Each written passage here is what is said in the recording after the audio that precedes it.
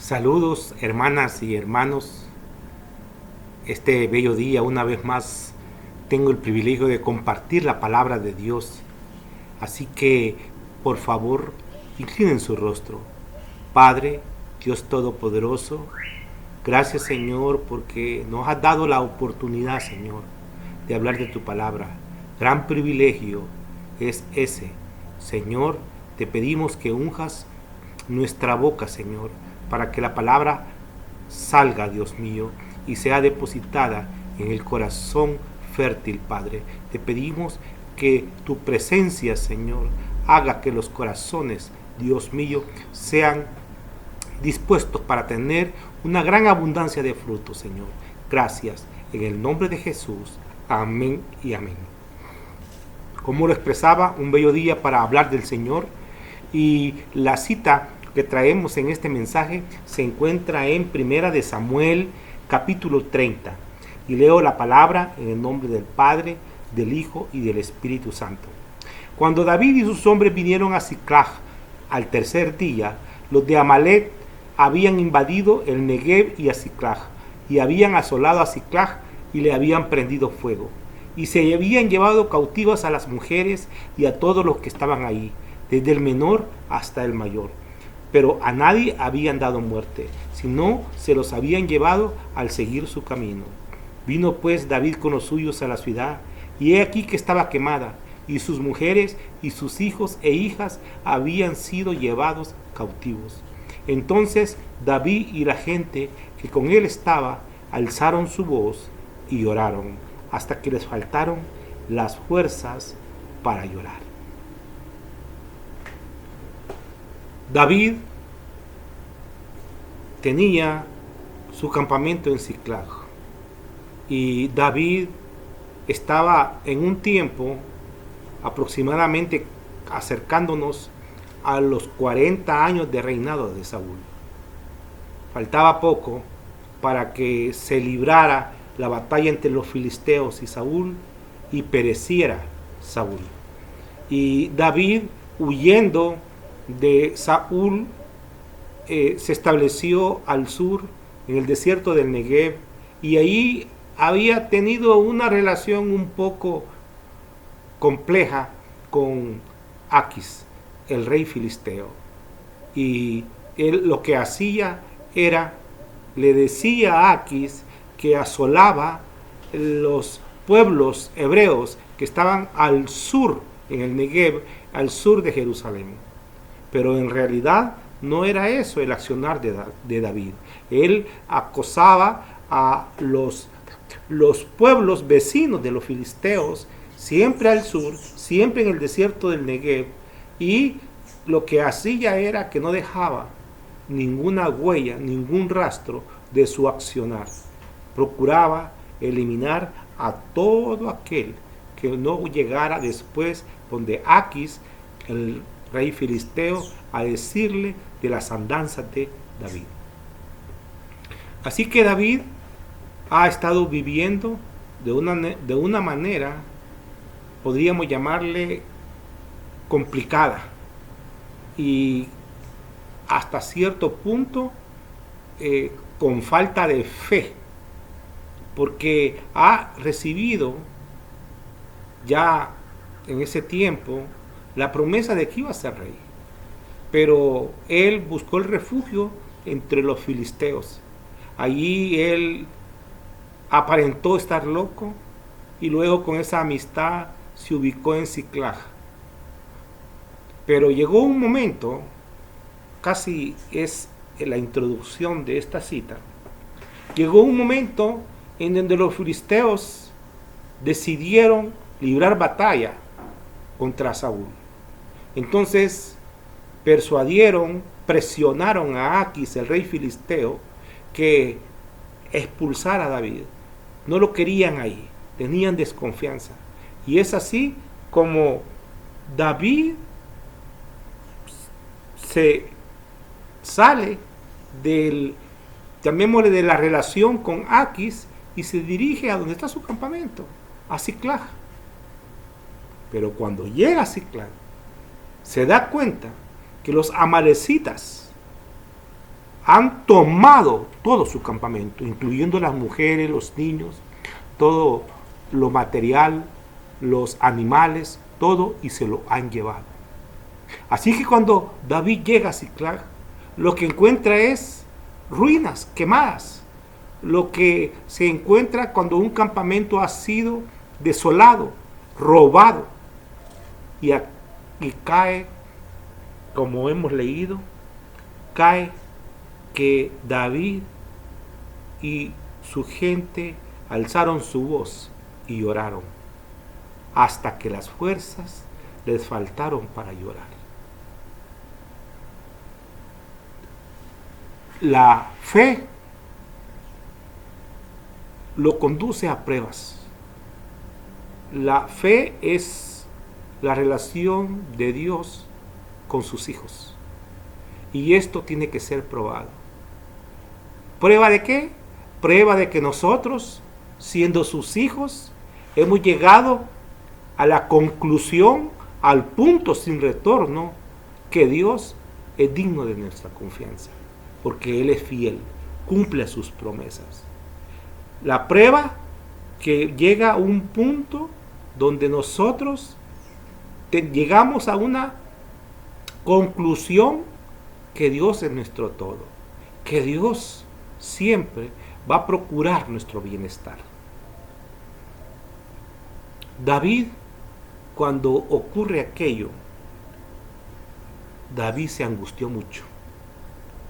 David se angustió y las cosas pasaron con más dificultad, porque dice en el versículo 6 que su gente, estamos hablando aproximadamente de unos 600 hombres, hombres que empuñaban un arma y que luchaban, pues sus hombres, cuando vieron aquella destrucción, empezaron a buscar dentro de lo compungido de su espíritu, dentro de la aflicción, dentro de su lloro, empezaron a buscar un culpable.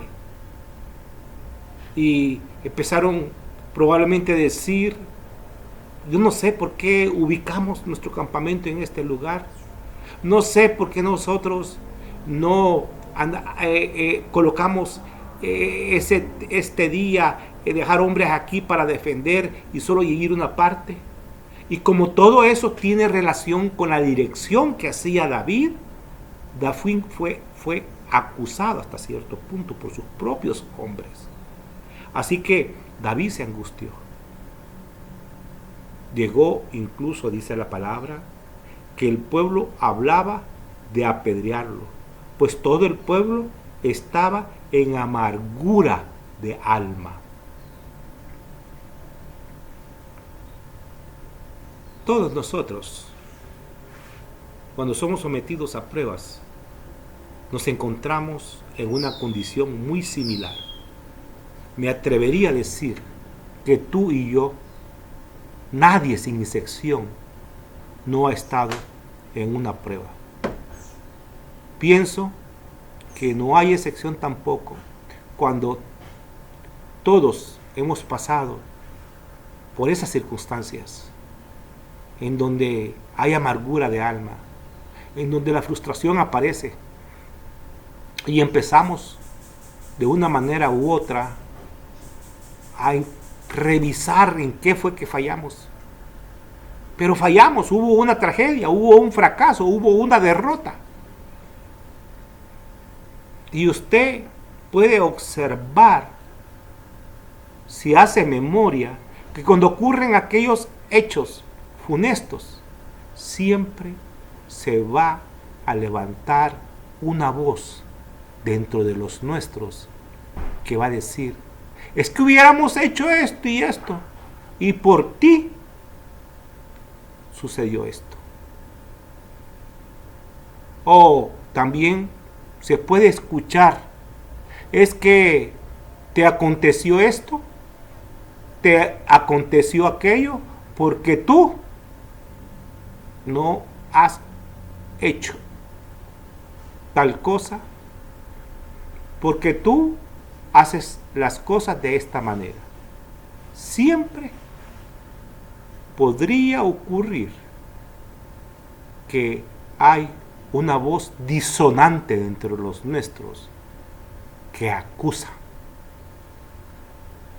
Y tú, si no tienes la sabiduría, si no tienes el cuidado, podrías terminar envuelto en una riña, defendiéndote, en un pleito de algo que no tiene que ver dónde se originó la amargura del alma.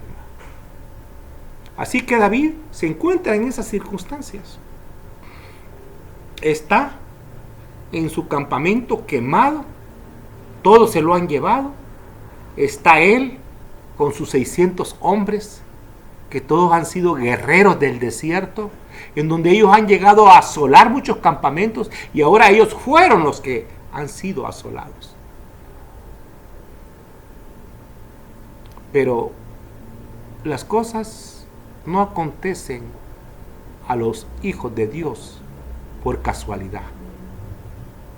Decía en el principio que el reinado de Saúl ya está llegando a su fin. Faltan poco tiempo para que se cumplan más o menos los 40 años que reinó Saúl sobre el pueblo hebreo. ¿Qué hizo David? David lo primero que hizo es se levantó. Se levantó como una acción inicial. Es bueno levantarse.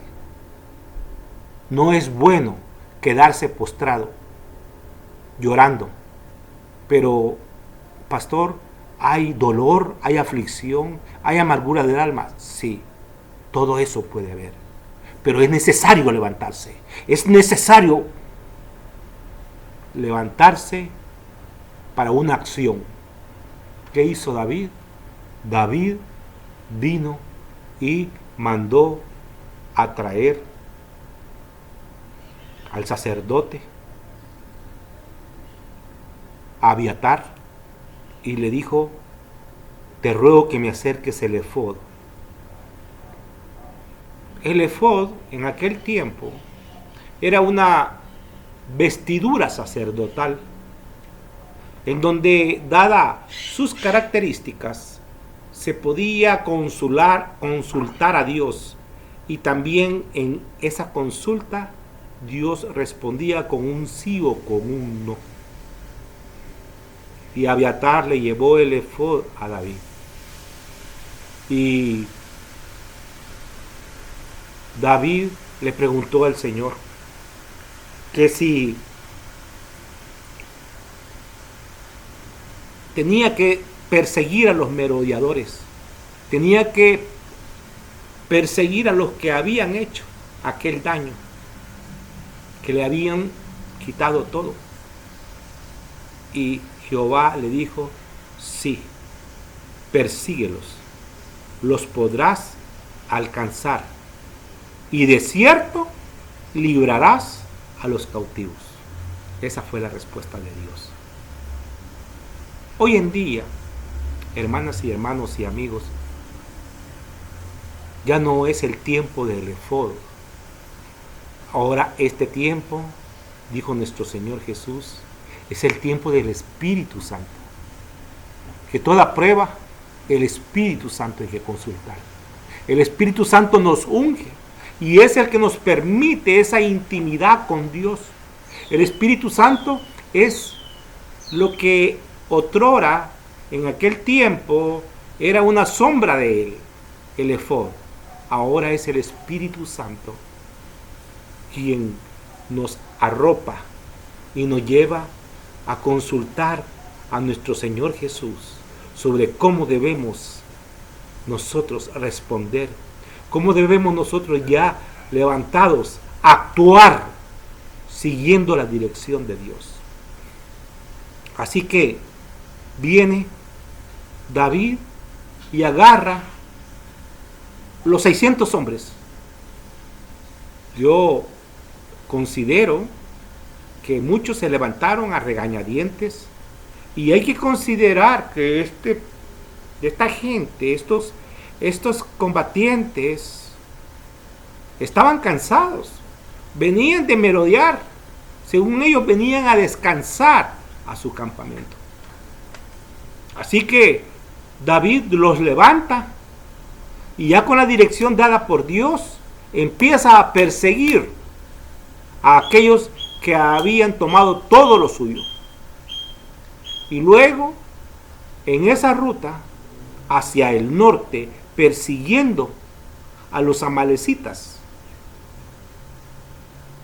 llega a un lugar geográfico que tiene agua y que se llama el torrente de Besor. Han recorrido cierta distancia, están cansados los hombres, y Dios, que tiene el control absoluto de este hecho, hace que 200 hombres de los 600 ya no puedan más. Han llegado a perder todas sus fuerzas. Y ahí quedan 200 hombres. No pueden continuar. La fatiga los tomó. El cansancio los conquistó. Si usted reflexiona sobre ello, quiere decir que David queda con 400 hombres completamente extenuados. Con 400 hombres que si les preguntaran, vamos a seguir, lo hacen verdaderamente ya al extremo de sus fuerzas. Y ahora piense en David también, en el extremo de sus fuerzas. Pero David no capitula, no se rinde. Ha tomado por completo aquella palabra dada por Dios: de seguro los alcanzarás y liberarás a los cautivos. Yo quisiera que nos detuviéramos un poco ahí en ese torrente de Besor. Cuando estamos con aquella aflicción, y todavía mucho más cuando parece que las cosas se empeoran y parte ya no hay fuerzas, se reducen las fuerzas, se reducen las opciones, se minimiza todo. Lo que creíamos que habían unas opciones que iban a milanar, que creíamos que eran opciones que iban a reducir el impacto negativo, resulta que quedaron anuladas, se desvanecieron. Y todavía había que hacer más fuerzas donde no las hay. Así son muchas veces la situación en que encontramos las promesas de Dios en nuestra vida, en donde pareciera que aquellas promesas de Dios no concuerdan con nuestra situación. Pareciera que aquellas promesas de Dios no son las indicadas, las que se adecúan a nuestra condición. Como que fueran promesas para otras personas, porque esas promesas son demasiado buenas. Y nosotros estamos en una condición tan mala, pero tan mala, que dudamos que vayamos a obtener eso. Pero David tenía en su pensamiento que Dios había dicho que los iba a alcanzar y que iba a recuperar todo lo que le había sido quitado. Así que David continuó la marcha, nuevamente emprendió el movimiento con aquellos 400 hombres.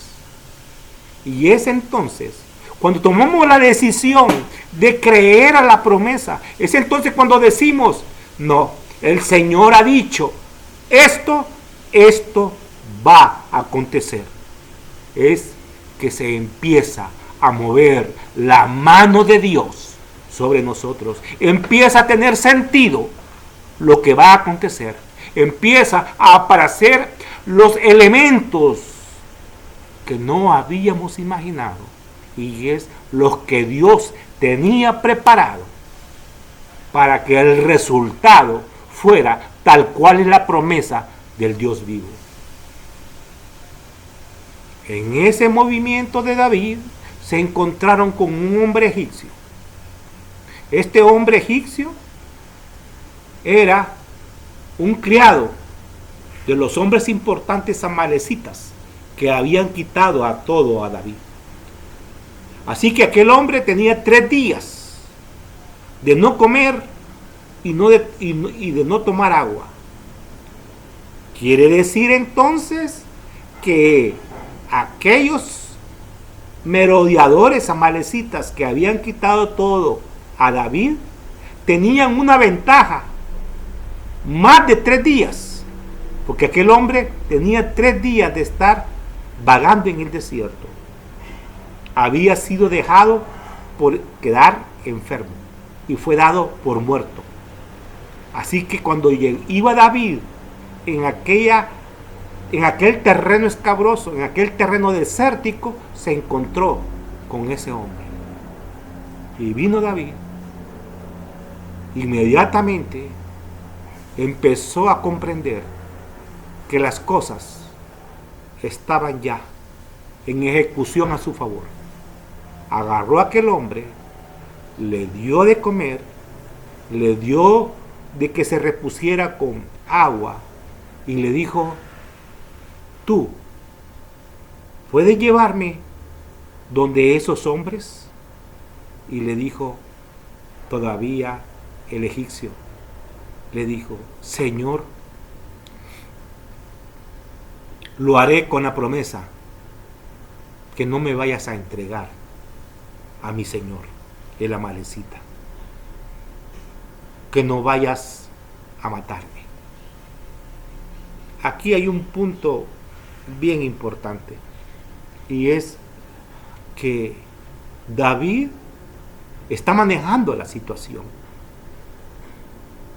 está recabando información sobre los que le habían robado, pero David no llega donde aquel egipcio y da a descubrir su pensamiento, de manera tal que el egipcio cree que David va a llegar de buena manera. Incluso parece como que el egipcio no sabe, no alcanza a vislumbrar que dentro de las víctimas de los amalecitas está David, y cree que se va a agarrar a él su vida como sirviente, como criado, y lo va a entregar otra vez a su señor amalecita.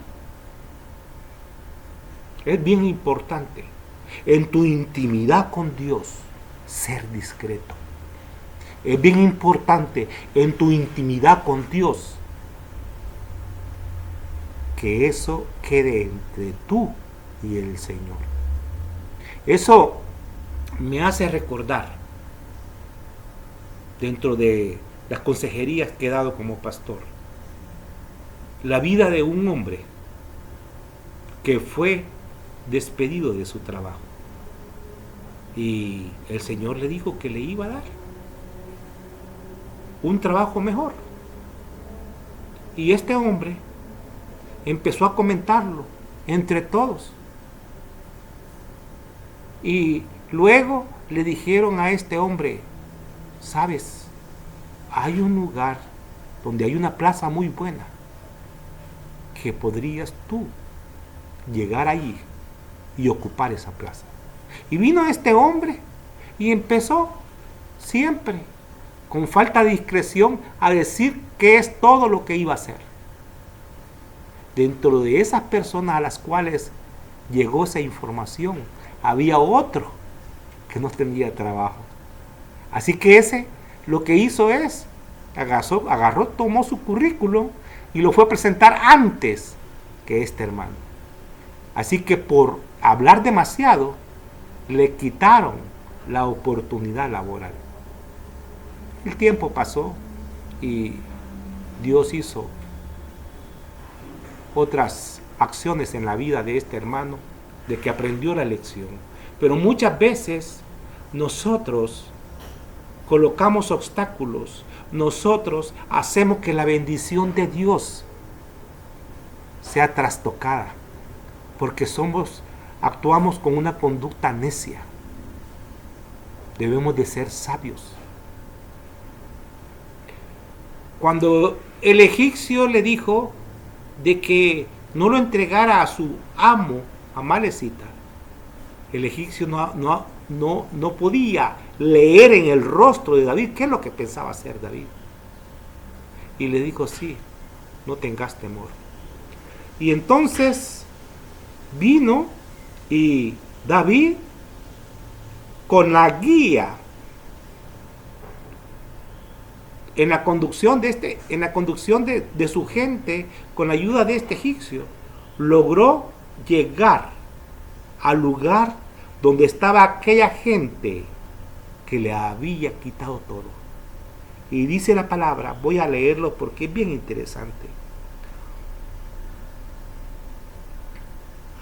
Lo llevó pues el egipcio, y he aquí que estaban desparramados sobre toda aquella tierra, comiendo y bebiendo y haciendo fiesta, por todo aquel gran botín que habían tomado de la tierra de los filisteos y de la tierra de Judá. O sea, que además del botín que le habían quitado a David, que estaba ubicado en la tierra de Judá, había también botín que le habían quitado a otros campamentos de los filisteos. Sigo leyendo. Y los hirió David desde aquella mañana hasta la tarde del día siguiente, y no escapó de ellos ninguno, sino 400 jóvenes que montaron sobre los camellos y huyeron. Oye, mira esto. Quiere decir entonces que el adversario, si huyeron 400 jóvenes, quiere decir que el adversario no era menos de 800 hombres. Y si tú miras 800 hombres y David con 400, quiere decir que David se enfrentó en una relación no menos de 2-1. Pero ¿sabes qué? David lo guiaba la promesa de Dios. David lo guiaba el Dios vivo. Podrían haber sido 800, podrían haber sido 1000, podrían haber sido 10,000. Dios ya había decidido darle la victoria a David.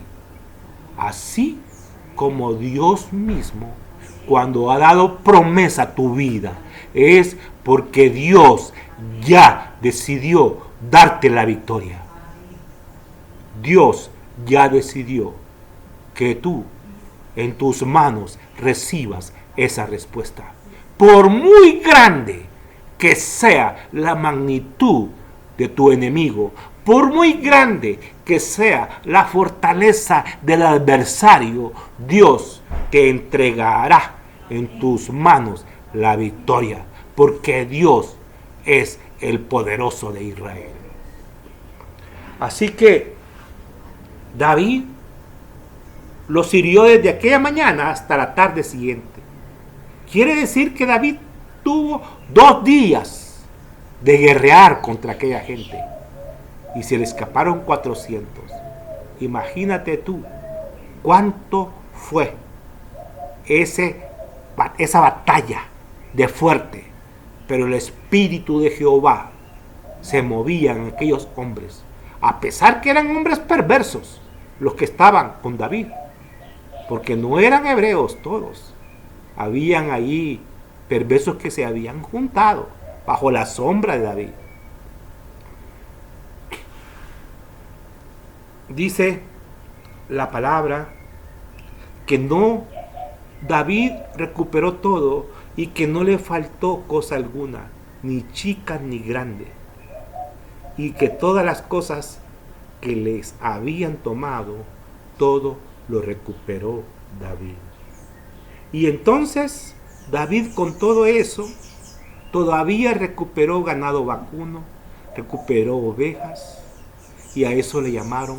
Todos los 400 hombres se lo reunieron y le dijeron: David, este es tu botín. Este es tu botín, David. Cuando yo preparaba este mensaje, yo empecé a meditar sobre las promesas que Dios me ha dado a mi vida, a mi esposa, a mis hijos, a los nuestros. Y dije: ese es mi botín. Todos tenemos un botín que Dios va a entregarnos. Yo este bello día quiero recordarte que el botín que ha prometido Jehová lo va a entregar. No se va a desvanecer. El botín que está dado para tu vida será entregado. Porque Dios no es hombre para mentir, ni hijo de hombre para arrepentirse. David reunió todo, reunió sus esposas que se las habían quitado, reunió todos sus bienes, y con aquellos 400 hombres empezó el regreso. Y cuando llegó al torrente de Besor, recuerda que habían quedado 200 ahí completamente extenuados. Entonces cuando llegó, hombres que habían ido con él hasta allá de parte de los 400, dijeron: ustedes, a los que se habían quedado, a los 200 que se habían quedado, ustedes como no fueron, no hay nada para ustedes. No hicieron el esfuerzo. Dios siempre ha dicho: yo quiero justicia. Y eso es una de las cosas que siempre vamos a ver presentes en la vida de David. Por eso es que David tenía el corazón acorde al Dios de Israel. David dijo: hermanos, hay que tomar en cuenta y repartir por igual. No hagáis eso, hermanos míos. Lo que nos ha dado Jehová, Él nos ha guardado y ha entregado a nosotros. Lo que quiso decir David era: si hubieran ido 400, si hubieran ido 600, no era la conquista de los 400. Porque si David hubiera aceptado eso, era como decir que lo que había sido conquistado había sido por la fuerza de los 400. Nadie puede apropiarse de lo que Dios entrega. Por eso David dijo: no, dijo, esto ha sido dado por Dios y lo vamos a dar por igual. Así que desde aquel entonces las partes se repartieron por igual, tanto al que iba a la batalla como el que quedaba con el bagaje, con la logística. Y eso se convirtió incluso en una regulación, en una ley dentro del ejército que después, posteriormente, tuvo David como rey. Y David regresó y desde allí tomó una decisión bien sabia. Tan grande había sido el botín, tanto había recuperado David, que vino David y empezó a mandar partes a los ancianos de Judá y a partes de los amigos del pueblo que tenía en las diferentes ciudades judías, diferentes ciudades hebreas. David, con aquella riqueza que había tomado de los amalecitas, empezó a dar a aquel pueblo hebreo que en más de alguna oportunidad había sufrido algún desalojo alguna pérdida por estos mismos amalecitas. Aquellos hombres ancianos, aquellos amigos de David que recibieron aquel regalo, empezaron a ver en David el enviado de Dios como rey. Empezaron a ver a David como un hombre justo, como un hombre que da recompensa al necesitado. Hermanas y hermanos, estamos ya llegando al final del mensaje, y muchas veces cuando se nos presentan las respuestas a nuestras promesas, esas promesas traen prosperidad, traen buenas nuevas. Lo que nos deja esta enseñanza de la vida de David es que es justo compartir, que es justo alegrar los corazones que han padecido. Si tú miras el corazón de David, la forma de actuar de David, viene a vincularse de una manera extraordinaria a la palabra de Jesús, que dice que hay que amar al prójimo, que hay que bendecir, hay que satisfacer al necesitado, hay que dar de agua al sediento, hay que dar alimento al hambriento. Es una buena lección que nos ha entregado David, y quiero enfatizar que cuando se acontecen pruebas, la intimidad con Dios es esencial. La discreción, la paz, la paciencia en nuestro caminar. Dios da todo eso con su Santo Espíritu. Dios no es un Dios de precipitaciones. Dios no es un Dios de decisiones locas. No es un Dios de cosas tomadas sin pensar. Dios es un Dios que va definiendo una dirección para cada uno de sus hijos, y está con su presencia confirmando constantemente.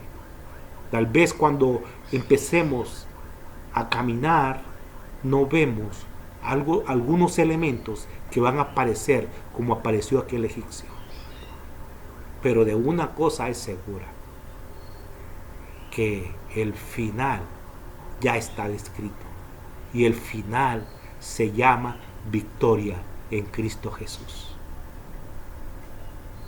Vamos a orar.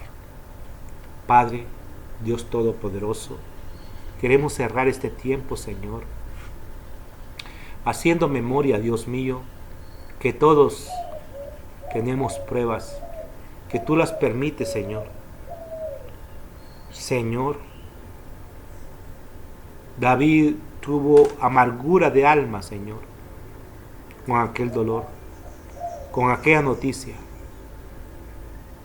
En este momento hay hermanos y hay hermanas que mientras ocurre la pandemia, mientras están en confinamiento, como estamos todos, va a aparecer una mala noticia, un despido, una respuesta que no se estaba esperando. Pero Señor Dios Todopoderoso,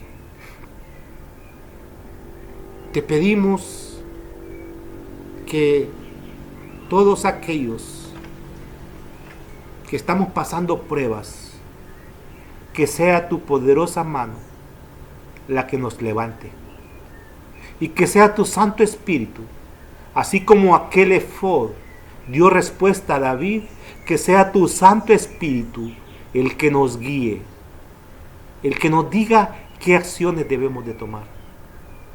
Señor, queremos que nos llene de esperanza, porque cuando pasamos pruebas viene a nosotros lo más oscuro de la noche, lo más fuerte de la tempestad. Pareciera como que los días no terminan y se alargan. Pareciera como que nos quedamos sin llanto. Pero Dios mío, tú nos das fortaleza y nos levantas y nos hablas al oído y nos das palabra como estos hechos que vivió David.